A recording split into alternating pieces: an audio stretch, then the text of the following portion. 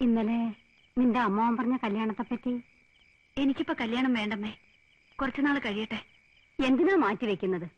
പ്രായം ചെല്ലുന്തോറും പെണ്ണുങ്ങളുടെ ശോഭ മങ്ങും. അല്ല, ഇനി നിന്റെ മനസ്സിൽ ആരെങ്കിലും ഉണ്ടോ?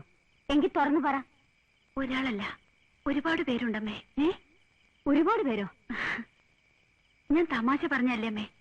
2-3 കൊല്ലം കഴിഞ്ഞ് എന്റെ പ്രാക്ടീസ് ഒക്കെ ഒന്ന് ശരിയായിട്ട്. എല്ലാം മോളുടെ ഇഷ്ടം.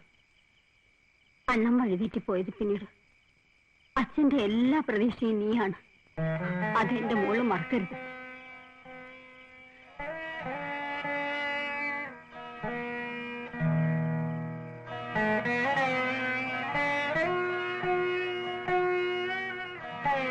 മരണത്തോട് മല്ലടിച്ച് അലയാഴിൽ നിന്നും മീൻ കോരിക്കൊണ്ടുവന്ന് ഉടമയുടെ മുന്നിൽ ചൊരിയുന്ന കടലോര മത്സ്യത്തൊഴിലാളികൾ, ഇവരെല്ലാം ഇന്ന് ദുഃഖിതരാണ്.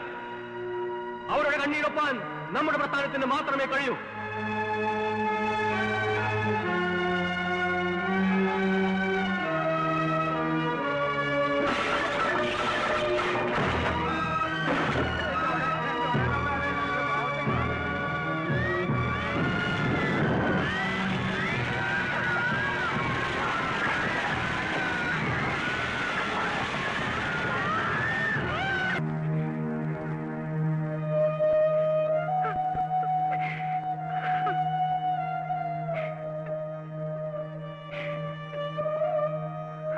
ഇനിയിപ്പൊ ശരിയാക്കാം. അതിങ്ങെടുത്തോ.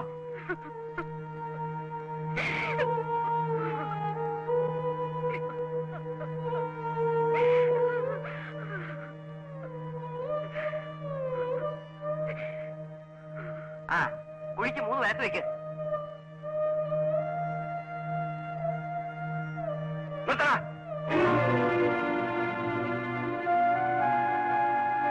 ആരോട് ചോദിച്ചോണ്ടാ ഇവിടെ ശവം കുഴിച്ചാൽ നോക്കുന്നത്? അയ്യോ തമ്പുരാനെ, കനിയണേ.